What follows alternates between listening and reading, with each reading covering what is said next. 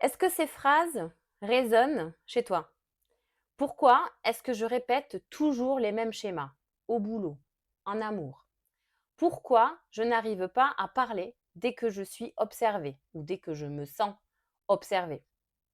Pourquoi je perds tous mes moyens quand je veux exprimer mes idées et mes convictions? Pourquoi je perds tous mes moyens quand quelqu'un me regarde? Pourquoi je me sens coupable quand je pense à moi, quand je veux prendre soin de moi ou me faire passer en priorité? Pourquoi je n'arrive pas à penser à moi, à faire des activités qui me tiennent à cœur de manière sereine et tranquille, ne serait-ce que me donner le droit? Pourquoi j'attire les mêmes relations? Parce que j'attire toujours les mêmes relations. C'est usant. Pourquoi j'ai peur de réussir? Qu'est-ce qui me freine alors que j'ai tout pour réussir? J'ai envie de réaliser mes rêves. J'ai envie que mes projets aboutissent et qu'en plus ils soient, que ce soit des succès, mais il y a quelque chose qui me bloque. J'ai l'impression d'être retenue par quelque chose que je ne comprends pas. Si tu t'es déjà dit l'une de ces phrases ou ressemblantes, alors tu es au bon endroit. Cette vidéo peut littéralement changer le cours de ta vie rapidement et je t'explique pourquoi. L'histoire commence il y a longtemps. Imagine un instant que la réponse à toutes tes questions et à tous tes pourquoi viennent de promesses, de serments d'engagement faits par ton âme dans d'autres vies ou même par tes ancêtres bien avant ta naissance. Ce sont des phrases, des mots lourds de sens, prononcés dans des moments d'extrême souffrance, de survie, de perte, de trahison, de dévotion, de douleur intense, et qui continuent d'agir aujourd'hui comme des lois invisibles ou des pactes sacrés, scellés pour l'éternité. Rien que ça. Comme si tu t'étais gravé sur la peau, dans ton corps et dans tes cellules, cette promesse éternelle que tu t'es faite à toi, ou que tu as faite aux autres, ou que tes ancêtres ont fait pour eux-mêmes, en pensant protéger leur génération future, protéger leur progéniture. Tu vois, une sorte de tatouage indélébile qui n'existe plus sur ta peau actuelle, hein, mais qui continue d'exister dans tes cellules ancrées bien profondément. Ce pacte, cette promesse, s'appelle des vœux anciens, qu'ils soient karmiques ou transgénérationnels. À ce jour-là, j'en connais 10 et crois-moi, 10 c'est déjà énorme. Je te les développe à la fin de cette vidéo pour que tu puisses avoir connaissance de leur existence et crois-moi, c'est déjà le début de la libération quand ils te sont révélés, quand ils sont remontés à la conscience, ça commence à libérer ces vœux anciens. Laisse-moi maintenant commencer par la manière dont un vœu va se créer. Pourquoi c'est important que je t'explique? Parce que quand tu sais comment un vœu se crée, mais surtout comment il va s'intégrer, alors dans ta vie actuelle, il va être intéressant de faire attention justement aux promesses, aux vœux et aux souhaits que tu vas pouvoir formuler pour toi, mais également les vœux qui vont avoir un impact sur ton entourage, sur ta famille, sur tes enfants. Donc, un vœu ancien ne naît jamais par hasard, ok? Et il naît dans un moment de souffrance extrême où l'âme n'a plus le choix pour continuer d'exister, ok? Il n'a plus le choix pour survivre même. Je te donne un exemple. Un homme qui a été puni pour avoir parlé, pour avoir révélé un secret par mégarde, ok? Et quand je dis puni dans des vies anciennes, ce n'est pas va au coin ou alors je ne te parle plus, hein? C'est on tue ta famille ou on te tutoie ou on t'estropie, ok? On va te torturer. Donc, niveau souffrance, on est à ce niveau-là, tu vois? Donc, cet homme qui a parlé fait le vœu de se taire à tout jamais et donc fait le vœu de silence. Je te donne un autre exemple. Une femme qui nageait dans l'abondance, dans l'opulence et qui par cette richesse a subi des tragédies ou a provoqué même des situations dévastatrices pour sa famille, sa communauté, sa ville, son pays, etc., fait le vœu de pauvreté pour éviter de reproduire ce qu'elle a vécu et éviter à ses descendants de vivre la même chose. Sympa ces vœux, hein? Très sympa. Ou encore, je te donne dans un autre domaine, une âme brisée par l'amour. Fais le vœu de ne plus jamais aimer, de refuser l'amour et fais le vœu de chasteté. Un autre exemple, un être qui a causé du tort par ses convictions et ses valeurs fait le vœu de pénitence pour expier ses péchés. Ok. Donc, ces vœux, ces phrases, ces décisions restent inscrits dans la mémoire de l'âme, traversent les vies, traversent les générations et arrivent jusque dans tes cellules dans cette vie-ci. Il y a 2 types de vœux, même si les 2 en fait sont pénibles. C'est en fait, le résultat est le même, c'est qu'ils sont pénibles. Il y a les vœux dits karmiques et les vœux transgénérationnels.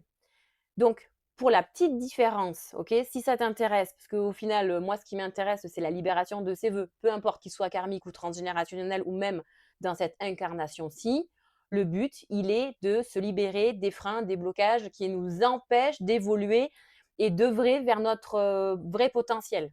Donc, je t'explique quand même la différence. Un vœu karmique, c'est toi qui as fait un vœu par rapport à tes expériences de tes vies antérieures, OK, mais même dans cette vie-là, c'est toi qui as formulé le vœu et c'est toi envers toi-même et c'est toi envers les autres, mais ça peut être également les autres envers toi. C'est quelqu'un qui te torture, d'accord? Donc, tu vas faire un vœu pour que ça ne se reproduise plus, OK? C'est toi qui crée quelque chose à quelqu'un ou qui est dans l'incapacité de faire quelque chose pour quelqu'un, tu vas te créer un vœu.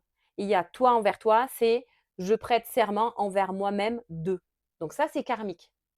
Les vœux transgénérationnels, c'est pas toi qui les as faits, c'est tes lignées paternelles, maternelles.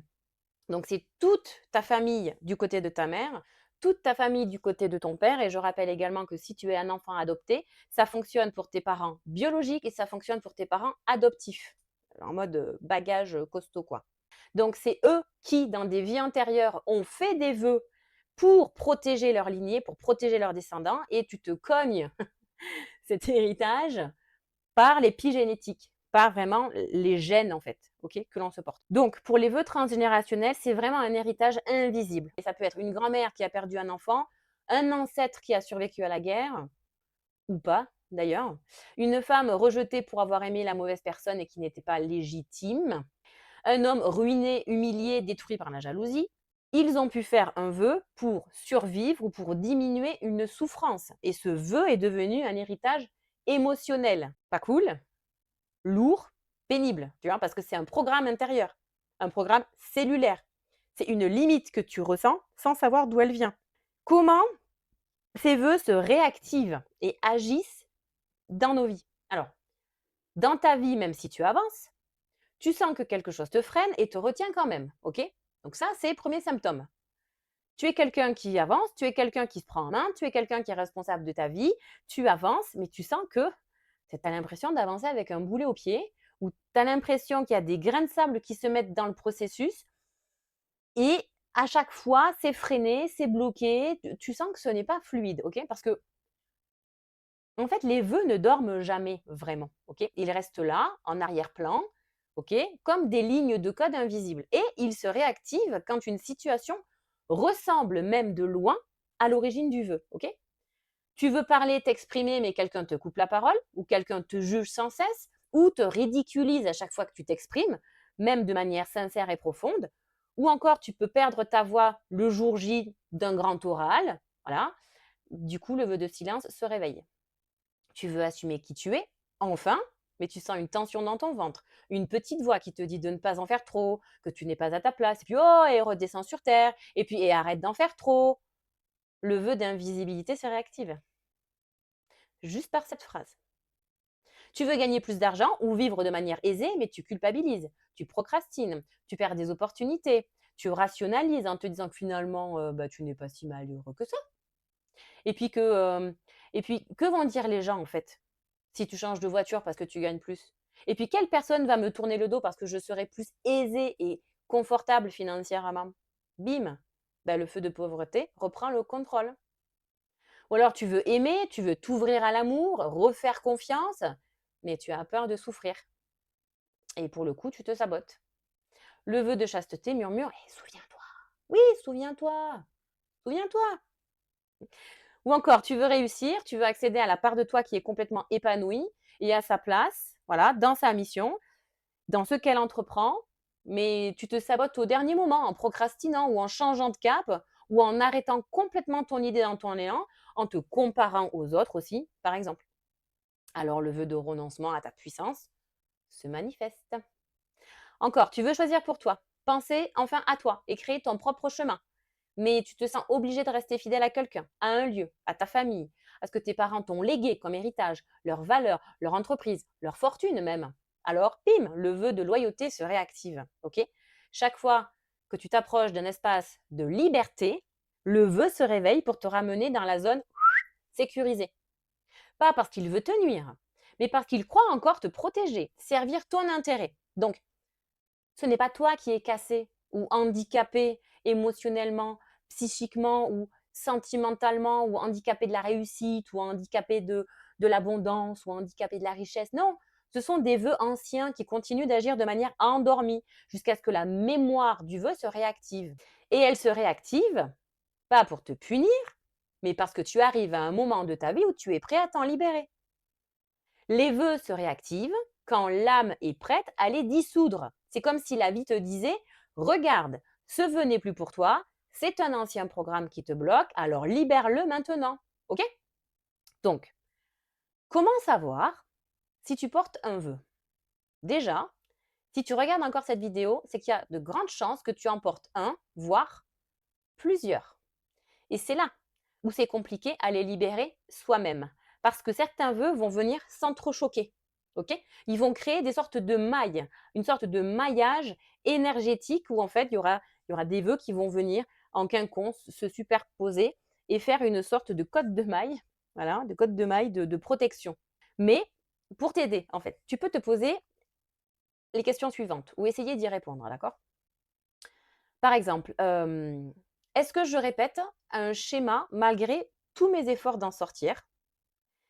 Quand c'est pas moi qui initie une souffrance, c'est la souffrance qui vient à moi. Tu peux te poser aussi comme question: est-ce que je me sens coupable quand je pense à moi et que je me passe en priorité? Ou encore, est-ce que j'ai peur d'être vue, d'être aimée, d'être choisie? Est-ce que je me prive de ce que je désire au plus profond de moi? Est-ce que je porte un poids, une charge émotionnelle, un fardeau, un secret qui ne m'appartient pas? Encore, est-ce que j'ai l'impression d'être retenue dans ce que je veux entreprendre par quelque chose d'invisible? Donc si certaines de ces questions résonnent et font remonter à toi des sensations qui ne sont pas forcément très très agréables, alors oui, il y a de grandes chances que tu aies un ou plusieurs vœux à venir libérer. OK? Et ce sont des vœux soit karmiques, soit transgénérationnels. D'accord? Donc, franchement, la vérité profonde sur ces vœux karmiques ou transgénérationnels, c'est que, un, ce ne sont vraiment pas des malédictions, d'accord? Ce sont des mécanismes de survie qui ont dépassé leur date d'expiration ou qui doivent avoir une date d'expiration parce que figure-toi que l'éternité n'est pas une limite saine, OK? L'éternité, pour certains vœux, c'est une contrainte, mais vraiment. Ces vœux donc se déclenchent dans la douleur et la souffrance et ils se réactivent dans le passage à l'action voulue, mais qui est sabotée avant sa réalisation. Je répète, le vœu sabote, ok, la réalisation. Donc c'est vraiment avant de passer à l'action. Il va t'empêcher de passer à l'action pour que tu restes dans ta zone de confort, dans ta zone dite de sécurité, mais de sécurité d'avant, hein. Ces vœux, donc, ils se libèrent dans la conscience en premier et au niveau énergétique dans toutes les dimensions ensuite. Et quand tu les libères, eh bien, en fait, tu vas venir récupérer des morceaux entiers de toi-même. Alors, la bonne nouvelle, c'est qu'un vœu, bien sûr, peut être libéré, heureusement, quand, en un, tu identifies son origine, tu le démasques, donc tu le fais vivre, donc en fait, tu mets un coup de projecteur dessus, d'accord? Quand tu comprends pourquoi est-ce qu'il a été créé, quand tu le dissous énergétiquement par des soins énergétiques, alors, une fois que c'est fait, quelque chose s'ouvre. Tu respires différemment. Tu te sens plus léger ou plus légère. Tu reprends ton pouvoir. Tu redeviens toi-même, sans culpabilité, sans frein, sans blocage, sans excuse. Tu retrouves ta liberté d'être et d'action. Et voici la liste des 10 vœux qui ont été portés à ma connaissance à ce jour, hein. Je te les explique avec des exemples concrets pour que tu puisses les reconnaître et voir comment est-ce qu'ils résonnent en toi. Et je t'invite vraiment à laisser ton mental de côté et à laisser ton corps résonner à ces différents vœux. D'accord? Fais confiance à ta boussole intérieure, s'il te plaît. Donc, vœu numéro 1, le vœu de silence. C'est par exemple des phrases comme je ne dois pas m'exprimer, parler, ni déranger pour exister. Ce vœu naît dans des contextes où parler mettait en danger. Donc ça peut être une femme punie pour avoir dit la vérité, un enfant humilié pour avoir posé une question, une âme accusée, jugée, brûlée, ridiculisée. Quels vont être les symptômes de ce vœu dans ta vie actuelle? Bien en fait, tu vas t'excuser avant de parler, tu vas pas oser dire non, tu trembles avant de t'exprimer, tu as peur de déranger ou de prendre trop de place, d'accord? Le vœu de silence, c'est un vœu de survie, ok? Donc, si je me tais, je reste en sécurité. Voilà le message du vœu de silence. En deux, le vœu d'invisibilité. C'est je dois rester caché pour survivre. Il apparaît dans des vies où être vu signifiait être traqué, être puni, être détruit, ok? L'invisibilité devient une stratégie de protection. Donc, les exemples actuels, tu te caches derrière les autres.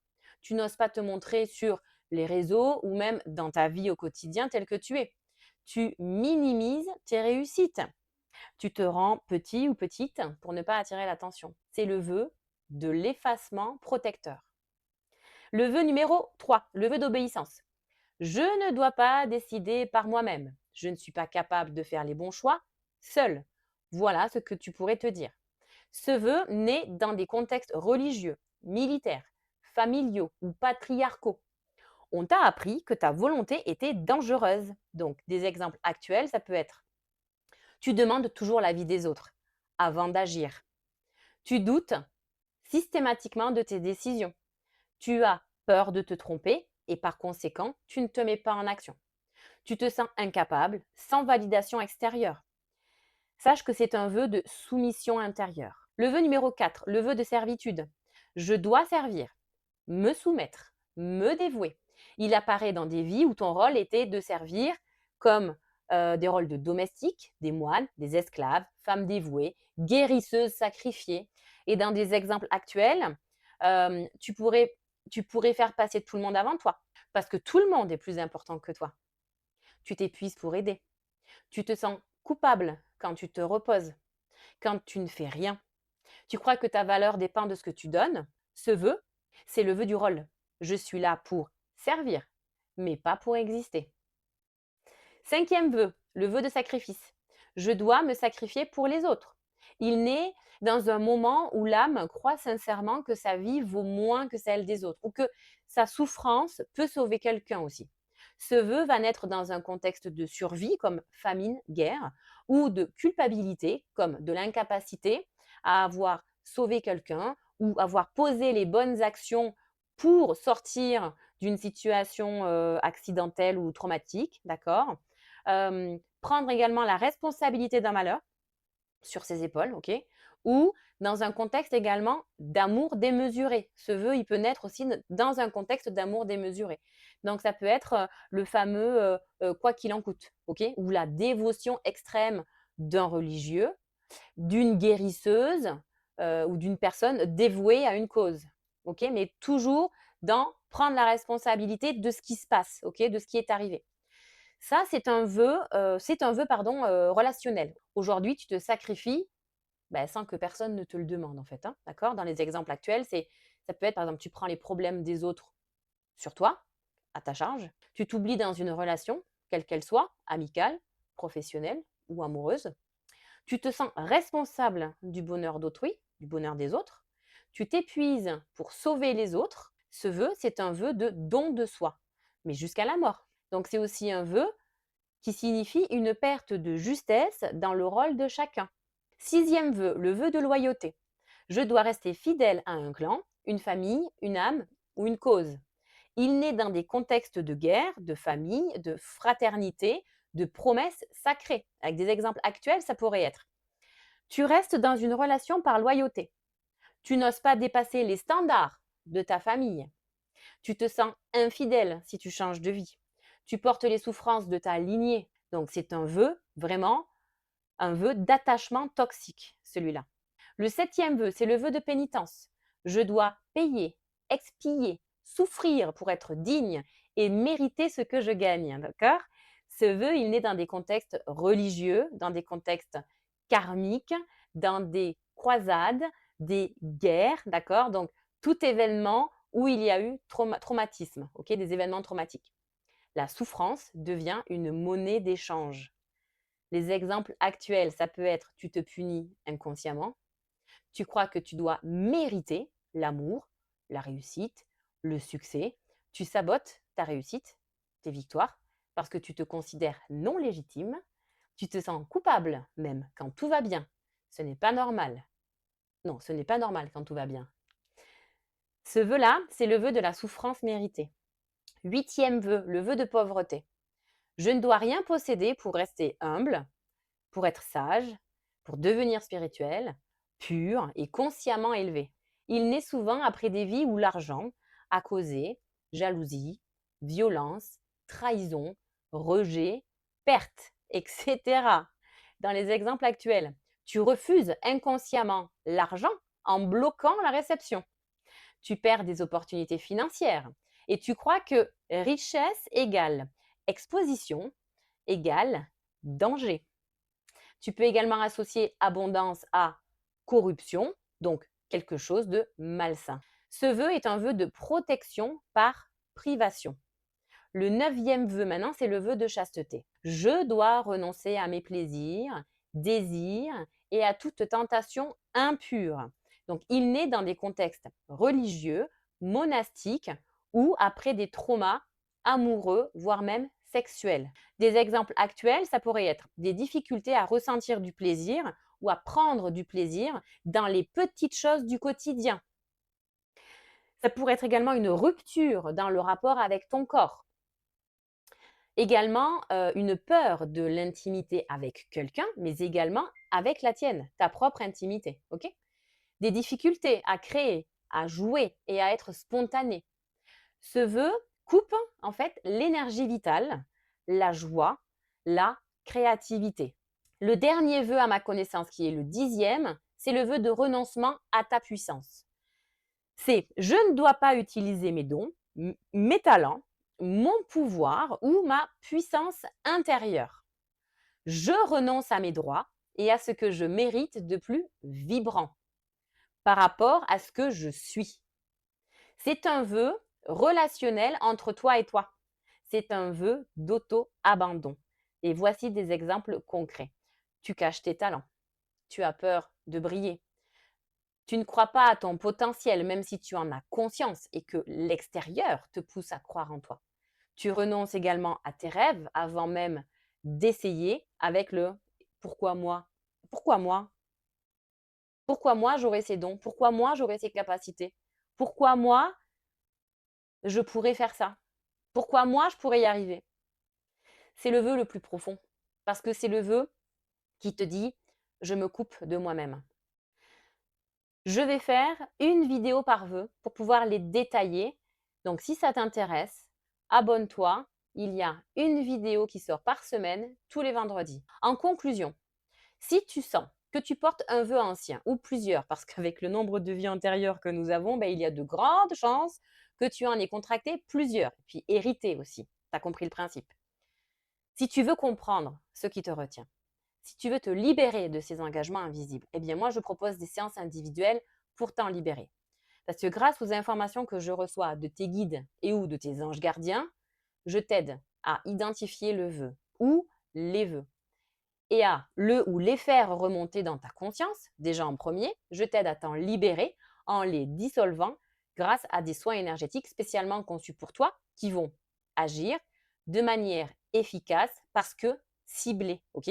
Donc, on arrête de tourner autour du pot, on va à l'essentiel. Tu trouveras toutes les informations pour réserver ta séance de libération de vœux anciens sur cette vidéo. Une seule séance suffit pour un seul vœu. Alors, je t'attends de l'autre côté pour commencer à rompre ces vœux. Et je te dis à bientôt.